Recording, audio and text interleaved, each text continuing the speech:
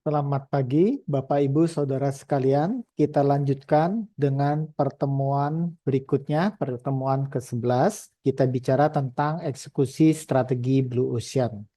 Nah, setelah membahas materi ini, diharapkan Bapak, Ibu mampu menjelaskan pentingnya mengatasi hambatan dalam organisasi ketika kita menerapkan Blue Ocean. Yang kedua, menjelaskan pentingnya membangun eksekusi ke dalam strategi. Dan yang ketiga, menjelaskan pentingnya keberlanjutan dan pembaruan Blue Ocean secara terus-menerus.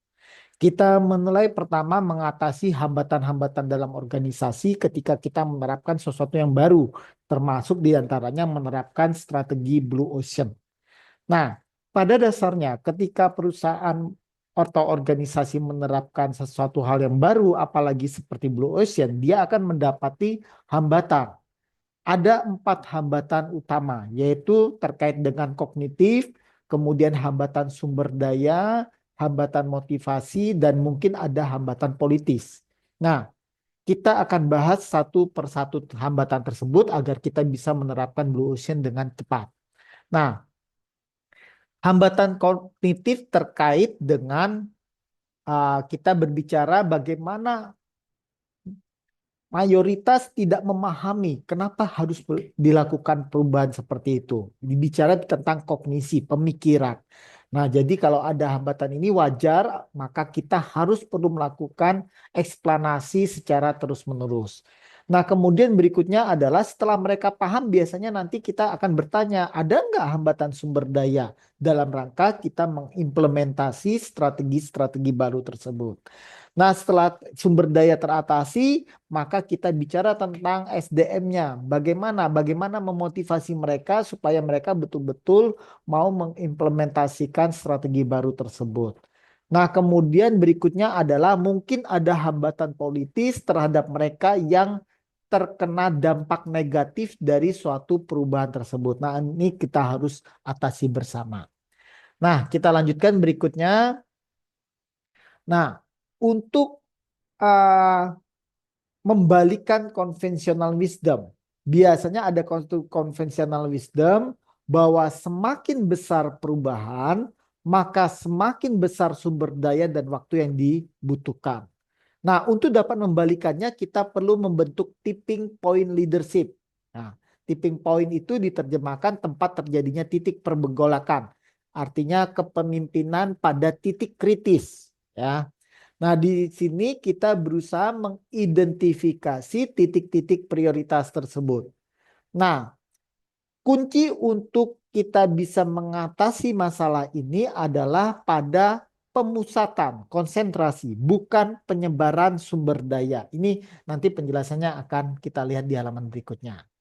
Nah, kita mulai dari bagaimana cara kita mengatasi hambatan kognisi.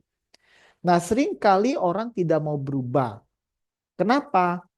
Karena mungkin mereka takut dengan adanya perubahan tersebut akan berdampak pada diri mereka. Nah, supaya mereka bisa memahami kenapa perubahan itu penting bagi organisasi, maka kita mengajak mereka untuk melihat pentingnya dilakukan perubahan. Biasanya manusia mempunyai paradigma seeing is believing. Dengan melihat, mereka baru bisa percaya. Nah, kita ambil contoh dalam hal masalah hambatan-hambatan ini, kita ambil contoh kasus Bretton Woods, ya, di mana kepolisian menggunakan Blue Ocean ya, mengubah layanan kepada publiknya. Nah, pada dasarnya, kepolisian di Amerika di New York ini mengalami kesulitan sumber daya. Kemudian mereka menghadapi tingkat kejahatan yang banyak. Nah, namun laporan-laporan menyebutkan bahwa respon polisi terhadap 911 itu cepat, sehingga mereka berpuas diri. Padahal masyarakat merasakan hal yang berbeda. Nah, mereka merasakan ketika naik kereta di bawah tanah, mereka takut. Kenapa takut? Karena di sana banyak kejahatan-kejahatan ringan, kejahatan-kejahatan kecil yang membuat mereka tidak nyaman untuk menggunakan transportasi umum di bawah tanah tersebut. Nah, untuk itu apa yang dilakukan oleh Bretton Woods? Di sini dia mengajak para polisi untuk ride the electric sewer, naik gorong-gorong listrik. Oke, kalau gitu kita rasakan apa yang dirasakan oleh masyarakat dan kemudian bertemu dengan konsumen yang tidak puas. Nah, yang pertama harus dilakukan adalah ride the electric sewer, maka karyawan harus berhadapan langsung dengan masalah operasional yang paling sulit. Kasus kereta bawah tanah di New York tahun 90-an di mana banyak perampokan dan lain-lain. Polisi Transport New York menyatakan hanya 3% kejahatan terjadi di kereta bawah tanah, jumlah yang sangat kecil. Namun kemudian Bratton ketika diangkat menjadi kepala kepolisian meminta semua polisi untuk menggunakan kereta bawah tanah tersebut siang dan malam. Apa yang terjadi? Hasilnya polisi mendapatkan fakta anarkisme di dalam kereta bawah tanah itu mulai dari geng remaja yang hilir mudik, orang yang melompati tempat karcis itu turnstile ya, kemudian coret-coretan di dinding, pengemis yang memaksa, pemabuk, itu membuat orang tidak nyaman menggunakan kereta bawah tanah. Nah, sehingga akhirnya polisi mengakui perlu ada perubahan pengamanan di subway tersebut. Nah, sehingga dari sini mereka sadar, oh ternyata itu yang dirasakan oleh masyarakat. Terus yang kedua apa yang dilakukan? Bertemu dengan disgruntled customer, pelanggan yang tidak puas. Dan kemudian pada akhir tahun 1970-an, polisi distrik 4 Boston mengalami lonjak kejahatan serius. Padahal respon terhadap 911 bagus. Nah, namun masyarakat tidak merasakan hal itu karena beda persepsi. Ya, polisi menganggap kinerjanya baik karena respon terhadap 911 tinggi, tapi bagi marga mereka tidak butuh respon yang 911 tinggi, tetapi bagaimana kejahatan itu tidak terjadi sehingga tidak perlu manggil 911. Nah, sehingga yang dilakukan apa? Mereka melakukan pertemuan polisi dengan warga sehingga nanti polisinya sadar bahwa mereka harus membuat skala prioritas perbaikan di mana mengurangi gangguan kecil seperti pemabuk, pelacur, grafiti, pengemis itu menjadi hal yang urgent di kereta bawah tanah. Nah, setelah karyawan sadar pentingnya melakukan perubahan, maka berikutnya adalah bagaimana kita mengatasi rintangan sumber daya. Nah, rintangan sumber daya tersebut kita lihat di sini ada dua kemungkinan yang dihadapi oleh COO. Apakah ketika mereka menghadapi rintangan sumber daya tersebut mereka kemudian ya sudahlah memang karena kondisi kita seperti gini kalau gitu ya sudah kita nggak bisa apa-apa. Atau CEO tersebut, pimpinan tersebut memperjuangkan agar sumber daya itu diperoleh. Nah tentu kita berharap CEO, pimpinan-pimpinan itu memperjuangkan agar sumber daya itu bisa diperoleh. Nah kemudian di sini disarankan oleh Blue Ocean bagaimana kita melakukan mengatasi sumber daya yang terbatas tersebut dengan membuat yang namanya hotspot, cold spot, and horse trading. Hotspot itu apa? Aktivitas yang memiliki input sumber daya yang rendah tetapi potensi peningkatan kinerja yang tinggi. Sebaliknya cold spot aktivitas yang memiliki input sumber daya yang tinggi tetapi dampak kinerja rendah. Nah, kemudian kita lakukan horse trading, perdagangan, pertukaran di mana yang kelebihan sumber daya itu dipindahkan ke tempat yang kekurangan sumber daya. Itu yang dimaksud dengan horse trading. Nah, dalam kasus New York Transit Policy itu yang dilakukan Britain apa? Menempatkan polisi pada titik-titik panas, hotspot, yaitu pada beberapa stasiun dan jalur yang memang tinggi kejahatannya. Bukan dengan menyebar polisi ke seluruh stasiun, tetapi perhatikan mana sih stasiun-stasiun yang rawan kejahatan. Itu yang difokuskan di sana. Nah, dengan cara ini dia bisa melakukan relokasi pada stasiun-stasiun yang aman dipindahkan ke untuk membantu stasiun-stasiun yang rawan. Akhirnya apa? Di sini kejahatan narkoba bisa berturun drastis. Yang kedua, redirect resource from your cold spot. Nah, kembali ke kasus New York tadi, Transit Police, salah satu titik dingin adalah memproses penjahat dalam pengadilan. Jadi begitu ketangkep penjahat, kemudian dibawa polisi dengan waktu 16 jam untuk menuju pusat kota. Nah, ketika polisi ini mengantar penjahat itu ke pengadilan dengan waktu 16 jam, maka berarti ada petugas yang hilang nih di subway, di kereta bawah tanahnya.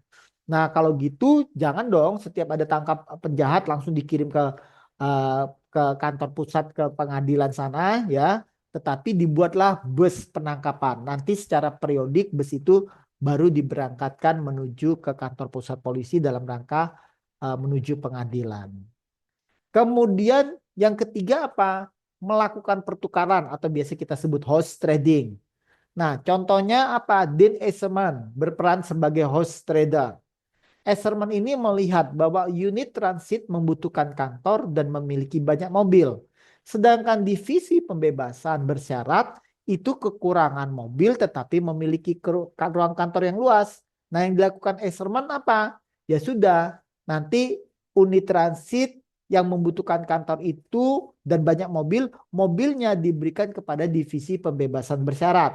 Nah, sebaiknya divisi pembebasan syarat karena kurang mobil kan dapat mobil tuh dari divisi unit transit, maka dia harus rela memberikan sebagian ruangnya kepada divisi unit transit. Nah, sehingga ini sumber dayanya bisa teratasi. Ya, nah ini model kanvasnya dari Blue Ocean terkait dengan era Bratton dan sebelum Bratton. Terlihat di sini di mana dengan proses Blue Ocean yang dilakukan oleh Bratton di kepolisian New York membuat kinerja polisi menjadi semakin baik. Nah, yang ketiga bagaimana kita mengatasi motivational hurdle, ya, hambatan motivasi dari para karyawan terkait dengan strategi yang baru. Nah, tentu manajemen harus komunikasi, mengingatkan karyawan mengapa kita perlu melakukan perubahan strategi tersebut. Nah, caranya bagaimana? Nah, kita bisa membuat kingpin. Kingpin itu raja-raja kecil, tokoh-tokoh yang berpengaruh di setiap divisi-divisi. Kita tunjuk. Kemudian buat yang namanya fishbowl management. Ya, fishbowl management itu semacam kaca yang biasa kita pakai untuk mengambil undian-undian itu. Nah, fishbowl itu mereka para kingpin dikumpulkan di situ sharing bagaimana praktek-praktek terbaiknya. Sehingga di situ nanti tidak bisa orang saling menyalahkan. Orang tidak bisa memfitnah yang lain. Di situ karena semua hadir. Jadi mereka tahu mana yang terbaik, praktek yang terbaik dan bisa ditiru oleh teman-teman lain. Dan yang ketiga atomisasi. Jadi tugas dipecah kecil-kecil sehingga pertanggungjawabannya jelas. Nah, kita lihat di sini yang pertama, kingpin itu siapa? Pemimpin alamiah. Mereka dihormati dan memiliki kemampuan persuasif yang tinggi sehingga mereka bisa dipergunakan oleh perusahaan untuk membantu mengajak perubahan dalam rangka penerapan strategi tersebut. Nah, ibarat permainan bowling, kingpin ini, pin utama ini yang berhasil dijatuhkan akan membuat pin lain terjatuh kalau kita main bowling, ya. Nah, kemudian dalam kasus New York Police Department itu Bratton memfokuskan pada 76 kepala sektor yang menjadi kingpinnya, ya. Nah, nanti dia mengendalikan seluruh 36.000 prajurit polisi tersebut. Nah, selanjutnya yang kedua adalah manajemen kolam ikan, fishbowl. Di mana di sini secara rutin para kepala kepolisian tersebut, 76 kepala sektor itu dikumpulkan. Kemudian mereka diminta share permasalahannya, kemudian menunjukkan keberhasilannya, tingkat kejahatannya bagaimana. Nah, dengan seperti ini kita akan melihat siapa yang berprestasi akan kelihatan. Dan karena mereka berkumpul bersama, maka biasanya tidak ada seorang pun kingpin yang ingin dipermalukan di depan orang lain dan mereka ingin terlihat menonjol di antara koleganya. Akhirnya mereka akan menyajikan usaha terbaik dalam rangka menerapkan Blue Ocean tersebut. Faktor ketiga adalah atomisasi terkait dengan strategi yang baru yang akan diterapkan. Atomisasi itu adalah kita memecah menjadi atom-atom kecil. Nah, dalam kasus New York Policy Department tersebut, kota itu dibagi menjadi blok, sektor, dan wilayah. Kemudian diangkat ke blok-blok, kepala sektor, dan kepala wilayah. Di mana kepala sektor itu bertanggung jawab keamanan pada seluruh blok. Sementara kepala wilayah bertanggung jawab terhadap keamanan seluruh sektor. Nah, dengan tugas-tugas yang lebih kecil ini membuat efektivitas penanganan kejahatan menjadi semakin baik. Nah, yang keempat menghalangi political hurdle, ya. Tadi kita bicara tentang hambatan koneksi sudah teratasi, sumber daya sudah teratasi, motivasi sudah teratasi. Nah, mungkin ada pula hambatan politisi. Nah, hambatan politis ini terjadi pada mereka yang dirugikan dari akibat adanya perubahan tersebut. Nah, di sini dikatakan ada tiga pihak. Yang pertama angel. Nah, mereka ini yang diuntungkan dari perubahan strategis. Maka perusahaan harus memanfaatkan para angel ini, leveraging angel. Kemudian yang kedua devil, mereka yang paling dirugikan dari adanya perubahan strategi tersebut. Nah, bagaimana kita men-silencing para devil tersebut? Nah, kemudian yang ketiga adalah consigliere. Consigliere ini adalah orang yang berpengaruh secara politik sehingga dia bisa memetakan mana yang calon kawan dan mana yang bisa berpotensi untuk melakukan sabotase terhadap perubahan-perubahan tersebut. Nah, ini semua mungkin terjadi di dalam organisasi. Nah, terus bagaimana yang dilakukan si siapa ini? Breton ini. Maka Breton menunjuk John Timoney. Nah, John Timoney ini ditunjuk sebagai orang yang berfungsi sebagai konsigli, semacam pengamat ya gitu ya. Ya, jadi memberikan informasi kepada Breton siapa-siapa yang akan bisa diajak bicara, siapa-siapa yang akan berpotensi melawan daripada program perubahan tersebut. Nah, kemudian kita disarankan tidak fight sendiri, tetapi kita memanfaatkan angel dalam rangka membungkam para orang-orang yang dirugikan. Nah, biasanya kalau dulu kita konvensional bagaimana kita melakukan perubahan adalah kita berfokus pada masa karyawan yang banyak itu. Nah, tetapi dengan tipping point leadership, kepemimpinan titik kritis, kita berfokus pada dua ekstrim, ekstrim kanan sama ekstrim kiri. Nah, ekstrim kanan ini adalah para malaikat yang diuntungkan dari perubahan tersebut, diajak bekerja sama untuk mempengaruhi para devil yang dirugikan sebagai akibat dari perubahan strategi tersebut. Nah, ini yang harus kita lakukan sehingga kita menggunakan karyawan yang lain untuk mempersuasi karyawan yang menolak tersebut. Nah, ini pemimpinan tipping point. Nah, berikutnya setelah kita mengatasi kendala-kendala dalam penerapan strategi Blue Ocean, maka yang kedua adalah bagaimana kita mengintegrasikan eksekusi ke dalam strategi.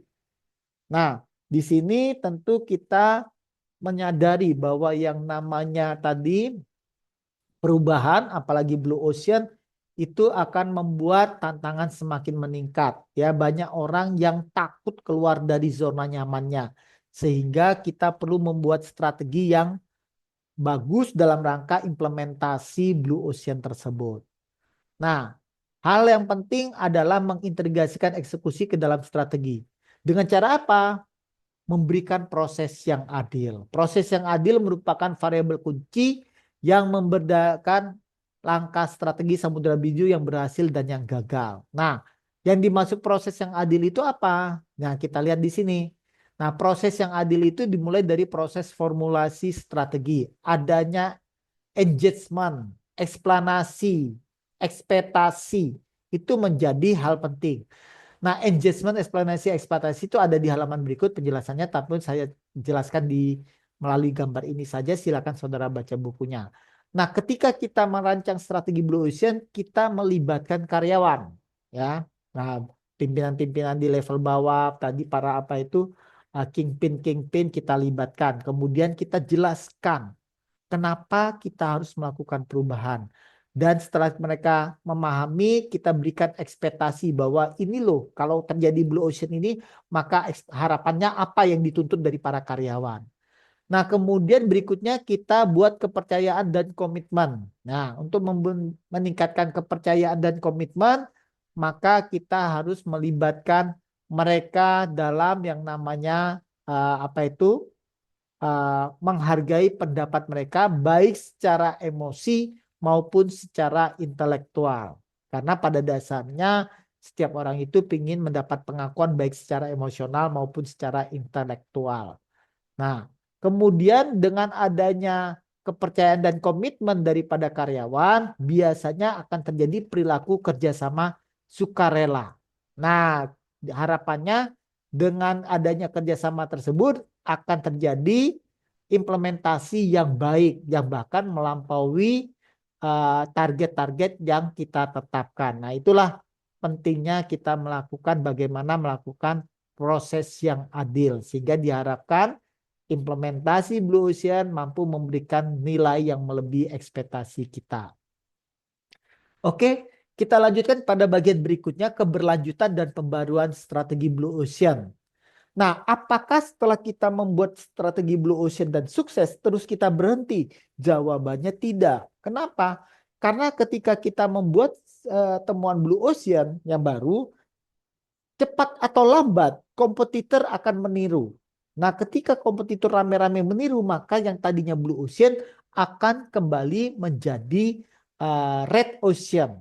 Maka secara periodik yang namanya tim manajemen harus memperhatikan kanvas dari Blue Ocean tersebut.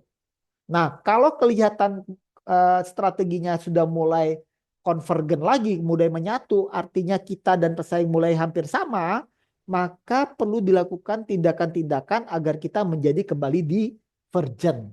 Itu yang di pertemuan sebelumnya kita sudah bahas, divergen dan konvergen, ya. Nah, ada beberapa hambatan yang dapat dipergunakan kalau kita berhasil menerapkan strategi Blue Ocean. Pertama apa?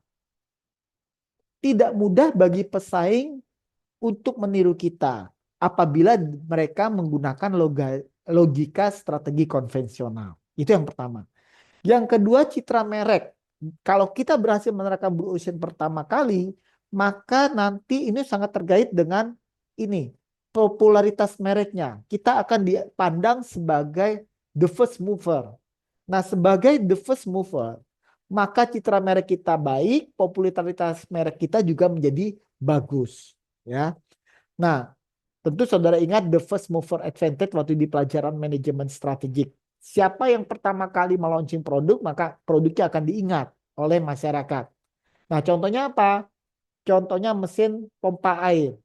Yang pertama kali mengintroduce di Indonesia adalah merek Sanyo. Sehingga hari ini ketika kita pergi ke Hartono Elektronik, ketika kita bertanya pada customer service-nya di mana pompa air, mereka mengatakan, oh ya di sana Sanyo. Nah, padahal yang ditunjuk itu mungkin merek-merek Panasonic, Shimizu dan sebagainya. Namun merek pertama itu menjadi memperoleh keuntungan citra merek, diidentikan produk itu adalah merek mereka, ya. Yang berikutnya kemungkinan terjadi monopoli alamiah. Ketika pasarnya tidak besar, maka itu akan Blue Ocean akan mampu menghasilkan monopoli secara alamiah. Beda kalau pasarnya besar. Kalau pasar besar akan mendorong kompetitor lain untuk meniru. Berikutnya Blue Ocean juga bisa mendatangkan paten. Nah, paten ini juga akan menghalangi peniruan terhadap produk kita. Kemudian Blue Ocean yang pertama kali dilakukan oleh perusahaan itu akan membuat volume kita menjadi tinggi karena kita tidak ada pesaing. Jadi volume penjualan kita tinggi.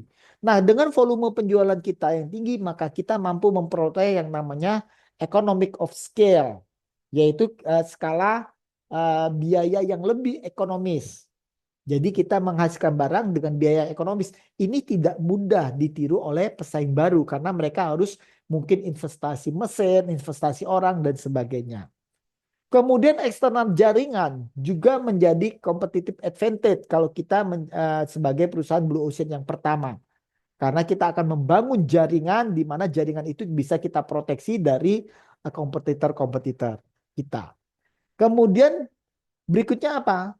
Dengan kita menerapkan Blue Ocean tidak mudah peniruan yang dilakukan oleh kompetitor. Karena kompetitor harus melakukan perubahan substansial supaya bisa bergerak di Blue Ocean yang seperti kita, ya. Nah, berarti selesailah materi seluruh Blue Ocean, kemudian Anda diminta membuat Blue Ocean pada final report saudara. Oke, terima kasih. Sampai jumpa di pertemuan berikutnya.